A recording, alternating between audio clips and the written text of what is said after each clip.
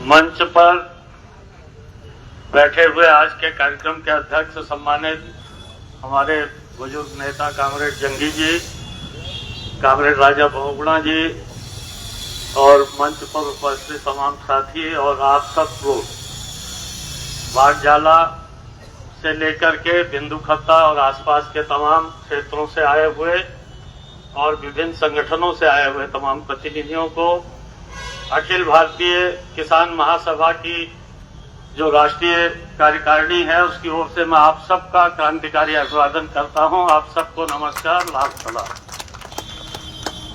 साथियों, ये जो लड़ाई है पिछले कुछ समय से बागजाला के लोग लड़ रहे हैं, ये अकेली बागजाला की लड़ाई नहीं है। मैं इसलिए यहां आया हूं कि बहुत वर्षों से कामरेड बहादुर सिंह जंगी के नेतृत्व में, राजा बहुगुणा के नेतृत्व में और भुवन जोशी जी से लेकर के तमाम हमारे पुराने साथी हैं, मान सिंह पाल जी थे, इस बात को लेकर के इस पूरे इलाके में ऐसी तमाम बस्तियों में, ऐसी तमाम बसावटों में हमारे साथियों ने सबसे इस बात को कहा था कि संगठित होना बहुत जरूरी है और अगर आप संगठित नहीं हुए तो एक एक करके कोई भी सरकार, ये तो आज भाजपा की सरकार है, ये तो जनता की दुश्मन है ही है, गरीबों की दुश्मन है ही है, लेकिन इसके अलावा भी जो सरकारें रही उन सरकारों के निशाने पर हमेशा ये गरीब बस्तियां रही हैं। बागजाला जिस विधानसभा में आता है वो विधानसभा है लाल कुआं, और अगर आप लाल कुआं को देखिए, लाल कुआं से शुरू करिए बिंदुखत्ता से लेकर के और इधर आ जाइए बागजाला और फिर चले जाइए आप हंसपुर खत्ता से लेकर के जोला साल तक, 40% आबादी हमारी वो इसी तरीके से बसी हुई है और वो कोई आज की नहीं बसी हुई है। आजादी बाद में मिली है, उससे पहले से लोग बसे हुए हैं। तो ये जो 40% आबादी है, इस 40% आबादी को, ये तो लाल कुआं विधानसभा की ही मैं बात कर रहा हूं, बाकी पूरे तराई भाबर का आप देख लीजिए। इस पूरी आबादी को लगातार सरकारें डरा करके रखती हैं कि आपने अतिक्रमण किया है, अब आपको उजाड़ेंगे, तब आपको उजाड़ेंगे। बिंदुखत्ता को बचाने के लिए जितनी लंबी लड़ाई इस लाल झंडे के नेतृत्व में लड़ी गई, जितनी कुर्बानियां दी, अकेले जंगी जी बैठे हुए हैं, लगभग 50 मुकदमे, 50 या 58 मुकदमे उस बिंदुखत्ता को टिकाने के लिए, बसे हुए बिंदुखत्ता को उजाड़ने से बचाने के लिए जो लड़ाइयां लड़ी थी। हमारे तमाम साथी आज वो हमारे बीच भी नहीं है, लेकिन वो बिंदुखत्ता तब टिका जब लोग संगठित हुए, जब बाहर से भी उनको समर्थन मिला। और आज जैसा हमारे पूर्व वक्ताओं ने कहा कि पूरे देश भर में गरीबों को उजाड़ने का, कमजोर लोगों को उजाड़ने का एक अभियान चल रहा है। हमारी सरकारें पूंजीपतियों को जमीन देने के लिए लैंड बैंक बना रही है। हम लोगों ने कहा था लैंड बैंक बनाओ गरीबों को जमीन देने के लिए, जिनके पास आवास नहीं है उनको आवास के लिए जगह मिले, जो खेती करके गुजारा करना चाहते हैं उनको गुजारे लायक खेती मिले। इसके लिए सरकार बड़े बड़े जमींदारों, बड़े बड़े जो वो है जमीनों पर हक मारे हुए गरीबों का, उनके कब्जे की जमीनों को छीन करके गरीबों को जो है उसका अधिकार दे। और साथ ही साथ उत्तराखंड एक ऐसा राज्य है जिस राज्य का ये जो पर्वतीय जिले हैं हमारे, जिसमें ये नैनीताल जिला भी शामिल था, उस जिलों के अंदर 9% कुल कृषि भूमि थी, 9% कृषि भूमि और बाकी जो है जमीनें या तो वन भूमि थी या बेनाम जमीन भी थी, तो वो भी वन कानूनों के तहत थी। तो सरकार का काम क्या था? आजादी के बाद हमारी सरकारों का काम था कि वो इन बेनाम जमीनों को, जंगल की जमीनों को जो वन भूमि में तब्दील हो गई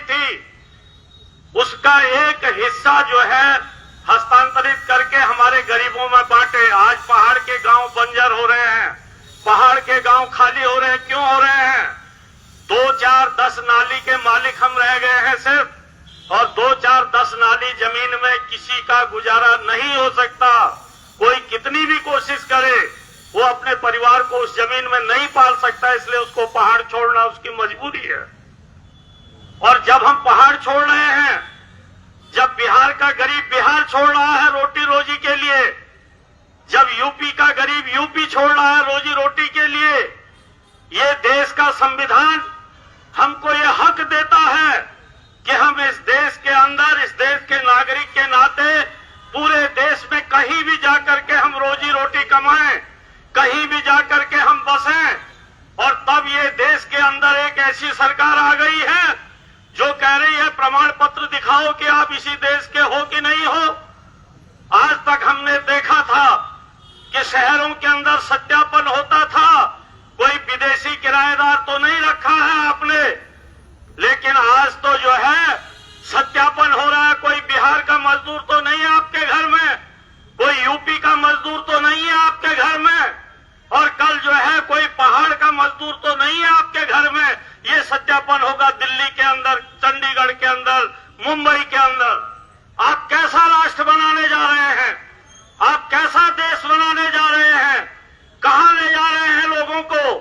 ये जो लोगों को उजाड़ने का आप नोटिस दे रहे हैं, आखिर ये लोग कहां जाएंगे? कहां के लोग हैं ये? अगर ये इस प्रदेश के नागरिक हैं, अगर ये इस प्रदेश में रहते हैं, तो इनको आवास देना इस सरकार की जिम्मेदारी है। इनको आवास की भूमि देना इस सरकार की जिम्मेदारी है। इनको पानी पीने से लेकर के तमाम नागरिक सुविधाएं देना इस सरकार की जिम्मेदारी है। और इस सरकार की जिम्मेदारी है कि जो गरीब खेती में गुजारा कर सकता है, क्योंकि रोजगार तो तुम्हारा देने की जो है हैसियत नहीं है, लेकिन अगर कोई गरीब खेती में गुजारा करना चाहता है तो गुजारे लायक खेती की जमीन देना ये तुम्हारा काम है। लेकिन तुम आज लोगों को उजाड़ने के अभियान चला रहे हो। इसलिए मित्रों, मैं आपसे कहने आया हूं कि ये अभियान सब जगह चल रहा है, लेकिन हर जगह गरीब वही उजड़ रहा है जहां संगठित नहीं है। जहां संगठित है वहां किसी सरकार की ताकत नहीं है, किसी पुलिस की ताकत नहीं है, किसी वन विभाग की ताकत नहीं है कि वो गरीबों की बस्ती को उजाड़ दे। ये जो आपको डराने के लिए आ रहे हैं, जैसे मैंने भी वीडियो देखा कि किस तरीके से हल्द्वानी का कोतवाल डराने की कोशिश कर रहा था। डराने की कोशिश तो इस देश के अंदर जब से मोदी जी सत्ता में आए हैं पूरे देश को ही डराने की कोशिशें हो रही हैं। लगातार एक डर का माहौल पूरे देश के अंदर बनाने की कोशिश हो रही है। लेकिन हमने देखा कि इस देश के लोग, इस देश के किसान, मजदूर, गरीब बिना डरे लड़ रहे हैं अपने हक अधिकार के लिए। और जो सबसे बड़ा बहादुर अपने आप को बोलता था, जो कहता था पूरी दुनिया में डंका बजा दिया मैंने, हमने देखा कि ट्रंप की घुड़की के आगे जो है घिग्गी बंध गई उस आदमी की जो हमारा प्रधानमंत्री है। एक ट्रंप के आगे जिसकी घिग्गी बंध गई। हमने देख लिया कि इस देश के अंदर अगर सबसे बड़ा कोई डरपोक है तो वो डरपोक जो है प्रधानमंत्री नरेंद्र मोदी है, और कोई नहीं है। जिन्होंने नेपाल जैसा छोटा हमारा पड़ोसी, उस पड़ोसी के लोग भी अमेरिका से पूरी दुनिया के लोग भेजे गए जो है वैध पासपोर्ट और वैध वीजा से नहीं गए थे, उनको वापस उनके देशों में भेजा गया। भारत के हमारे बच्चों को हथकड़ी लगा करके, बेड़ी लगा करके, जैसे अंग्रेज जो है गुलाम समझ करके हमारे लोगों के साथ बर्ताव करते थे, भारत के लोगों को भेजा बेड़ी लगा करके और हथकड़ी लगा करके।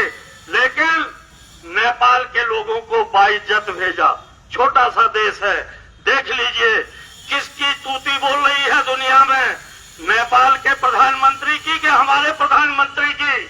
हमारे प्रधानमंत्री जिनका दुनिया में डंका बज रहा था, अभी जब हुआ ये जो ये पाकिस्तान के साथ जो झड़प अभी हुई है, उस झड़प में हमने देख लिया दुनिया का सबसे बदनाम हत्यारा, लोगों की, बच्चों की, महिलाओं की हत्याओं के लिए पूरे दुनिया में जिसको जो है लताड़ा जा रहा है, वो एक अकेला मोदी जी के साथ खड़ा हुआ था। बाकी पूरी दुनिया का कोई देश हमारे साथ खड़ा नहीं हुआ। और अंत में जो डंका बजाने वाले मोदी जी थे, उनको विपक्ष के सांसदों से, विपक्ष से हाथ जोड़ करके कहना पड़ा, अपने जो है सांसदों को भेज दीजिए, दुनिया में थोड़ा भारत की छवि को जो है बनाने में मदद करिए। तो ये जो 151 देशों की आपने यात्रा की थी, वो क्या हुआ भाई? 151 देशों की यात्रा किए, कह रहे हैं डंका बज रहा है, और आज विपक्ष के सांसदों को भेज रहे हैं देश की इज्जत को बचाने के लिए, देश के पक्ष में दुनिया खड़ी हो, इसके लिए आप जो है आज विपक्ष का सहारा ले रहे हैं। इसलिए मैं आपसे कहना चाहता हूं कि ये डरी हुई सरकार ये आपको डराना चाहती है, और अगर आप डर गए तो फिर आपको वहां से उजड़ने से कोई नहीं बचा सकता। लेकिन आपने अगर इस डरी हुई सरकार को, ये जो डराने की कोशिश कर रही है, अगर इसके खिलाफ सीना तान करके खड़े हो गए तो इस सरकार की ताकत नहीं कि आपकी एक झोपड़ी भी वहां से जो है ये हटा दे। मैं आपको उदाहरण देना चाहता हूं, बड़ा हल्ला होता है पूरे देश भर में, ये बीजेपी आरएसएस के लोग बड़ा हल्ला करते हैं, योगी का बुलडोजर, योगी का बुलडोजर, योगी का बुलडोजर। खूब बुलडोजर चला इस देश यूपी के अंदर, योगी का बुलडोजर। कहने लगे बस अब तो उत्तराखंड में भी योगी का बुलडोजर आना चाहिए, अब तो दिल्ली में भी आना चाहिए, अब तो तमिलनाडु में भी आना चाहिए। लेकिन जब वो योगी का बुलडोजर इस लाल झंडे के काम के इलाकों में पहुंचा, तराई के अंदर आपके बगल में जाइए, लखीमपुर खीरी, पीलीभीत में, जब ऐसी ही बस्तियों को, जैसे बागजाला है, जैसे बिंदु खत्ता है, जैसे हंसपुर खत्ता है, जब ऐसी बस्तियों को उजाड़ने के लिए उसी योगी का बुलडोजर गया, उसी योगी के ऐसे ही कोतवाल, जैसा हल्द्वानी का कोतवाल डराने के लिए गया था, जब ऐसे ही कोतवाल और ऐसे ही अधिकारियों का फौज फराटा गया, इस लाल झंडे की ताकत में पूरी जनता को संगठित करके उनके बुलडोजरों को वापस किया, और वहां के जो है करीब 2 दर्जन गांवों को उजाड़ने का नोटिस दिया था। पूरी फोर्स के साथ बुलडोजर लेकर के पहुंच गए थे, लेकिन जनता की ताकत के आगे उन बुलडोजरों को वापस जाना पड़ा। 2 साल हो गया है, एक भी झोपड़ी फिर उसके बाद वो नहीं उजाड़ पाए हैं वहां। इसलिए मैं आपसे ये अपील करने आया हूं कि ये लड़ाई अकेली बागजाला की नहीं है, ये लड़ाई सिर्फ इतनी नहीं है कि हम बागजाला वालों को समर्थन देने के लिए यहां पर आ जाएं। इस लड़ाई को मिल करके लड़ना पड़ेगा, इस लड़ाई को सबको एक होकर के और पूरी ताकत के साथ लड़ना पड़ेगा। एक पर अगर हमला हो रहा है, उसको सब पर हमला मानना पड़ेगा, और इसलिए उस हमले के प्रतिकार के लिए सबको सड़क पर उतरना पड़ेगा। आज अगर जो है बिंदु खत्ता में शांति है, ये मत समझिए कि ये शांति जो है ये हमेशा बनी रहेगी। अगर बागजाला उजड़ गया तो बिंदु खत्ता भी नहीं बचेगा, हंसपुर खत्ता भी नहीं बचेगा। आप देख रहे हैं एक एक करके जंगलों के अंदर खत्तों को ये सरकार उजाड़ रही है। रामनगर वन प्रभाग के अंदर अभी 2-3 खत्ते जो हैं इन्होंने उजाड़े हैं, और इसी तरीके से आज बागजाला पर हमला हो रहा है। ये टेस्ट हो रहा है, अगर बागजाला वो जीत गए तो वो पूरा जीतेंगे, और अगर बागजाला हम जीत गए तो जीत हमारी होगी। इसलिए लड़ाई जीत के लिए लड़नी है, और किसान महासभा के बैनर तले तमाम बस्तियों को संगठित करना है, इनके बहकावे में नहीं आना है। मैं आपसे कहना चाहता हूं, पिछले 15 साल के अंदर इस उत्तराखंड के अंदर इसी उत्तराखंड की सरकारों ने लगभग 15,000 हेक्टेयर वन भूमि को दूसरे कामों के लिए हस्तांतरित किया है। उद्योगपतियों को उद्योग लगाने के लिए, तमाम उद्योगपतियों की परियोजनाओं के लिए, सड़कों के लिए, अर्धसैनिक बलों के लिए, दूसरे कामों के लिए, तमाम कामों के लिए वन भूमि को हस्तांतरित किया गया है। पिछले 15 साल में लगभग 15,000 हेक्टेयर जमीन। तो अगर 15,000 हेक्टेयर जमीन आप अपनी जरूरतों के लिए, आप उद्योगपतियों की जरूरतों के लिए हस्तांतरित कर सकते हैं, तो जिन जमीनों में ये गरीब बैठे हुए हैं उन जमीनों का हस्तांतरण आप क्यों नहीं कर सकते हैं? ये सवाल हमको पूछना होगा, आपको पूछना होगा और इस सरकार को कहना होगा कि ये जो आजादी के पहले से जो वन भूमि में बसे हुए तमाम लोग हैं, इन तमाम लोगों को जो है जमीन का अधिकार मिलना चाहिए और इन जमीनों का भूमि हस्तांतरण होना चाहिए। भूमि हस्तांतरण करने के बाद इन जमीनों का मालिकाना जो है इन लोगों को मिलना चाहिए। इस बात की लड़ाई को हमको जो है लड़ना होगा और इसलिए मित्रों मैं कहना चाहता हूं कि आज संगठित होइए। वन भूलपुरा जिस समय उजाड़ा जा रहा था, आपकी समझ में नहीं आ रहा था कि कल आपका भी नंबर आएगा। जिस समय ये वन गुजर उजाड़े जा रहे थे, आपकी समझ में नहीं आ रहा था कि कल को ये बुलडोजर आपके पास भी आएगा, ये नोटिस आपके पास भी आएगा। लेकिन देखिए आज बागजाला आ गया है, कल दूसरी जगह भी आएगा। इसलिए संगठित होइए, मिल करके इस लड़ाई को लड़िए और तमाम संगठनों को, बल्कि पूरे प्रदेश के अंदर जितने किसान संगठन हैं, संयुक्त किसान मोर्चे के अंदर सारे लोग जुड़े हुए हैं। संयुक्त किसान मोर्चे के उन घटक किसान संगठनों को भी इस लड़ाई में जोड़ने की हम कोशिश करेंगे, क्योंकि मैं भी संयुक्त किसान मोर्चा जो पूरे देश के अंदर एक आवाज पर जब 500 जिलों में लोग उतर जाते हैं सड़कों पर, उस संयुक्त किसान मोर्चे की नेशनल कोऑर्डिनेशन कमेटी जो है उसका मैं भी एक मेंबर हूं। हम संयुक्त किसान मोर्चे के अंदर भी इस एजेंडे को रखेंगे। इस पर संयुक्त किसान मोर्चे की तरफ से भी राष्ट्रीय स्तर पर समर्थन में बयान जारी करेंगे और कल को अगर ज्यादा दमन कहीं होता है तो उस दमन के खिलाफ पूरे देश भर के 500 जिलों में आपके समर्थन में किसानों को हम जो है सड़क पर उतारेंगे, आपके समर्थन में हम खड़ा करने की कोशिश करेंगे।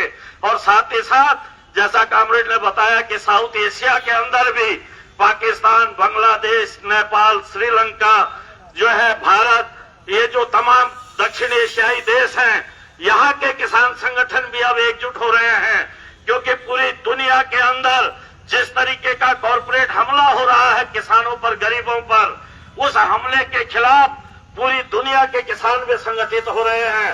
आपकी जो लड़ाई है, आप समझ लीजिए बागजाला क्यों इनके निशाने पर आया है। वहां पर स्टेडियम बन गया है, वहां चिड़ियाघर बनने जा रहा है, वहां तमाम इस तरीके की बड़ी योजनाएं आ रही हैं। इसलिए वो जो बागजाला है वो जमीन बहुत कीमती हो गई है। वहां पर बड़ी बड़ी परियोजनाएं अब जो है इस सत्ता से जुड़े हुए लोग उस जमीन को अपने हाथ में लेकर के चलाना चाहते हैं, इसलिए उस जमीन पर निगाह है। इसलिए आप इस बात को समझ लीजिए कि हमको जो है इसी तरीके के जो है निगाहें उनकी हर जगह है, तो हर जगह के लोग अब संगठित हो रहे हैं। और यहाँ भी हमको नैनीताल जिले के अंदर से आप इसकी शुरुआत करिए कि बिंदु खत्ता, बागजाला से लेकर के ये जो वन गुजरों के खत्ते हैं, ये जो पहाड़ियों के खत्ते हैं, ये जो तमाम गरीबों की बस्तियां हैं इस जिले के अंदर, इन सबको एकजुट करके एक बड़ा महामोर्चा बना करके इस सरकार के खिलाफ सीना तान करके खड़े होइए। जिस दिन आप डरना छोड़ देंगे उस दिन ये सरकार आपसे डरेगी और आप अपनी लड़ाई को जीत कर की मंजिल तक पहुंचाएंगे। हम जो है इसी बात के साथ मैं अपनी बात समाप्त करता हूं। आप सबका जो है धन्यवाद।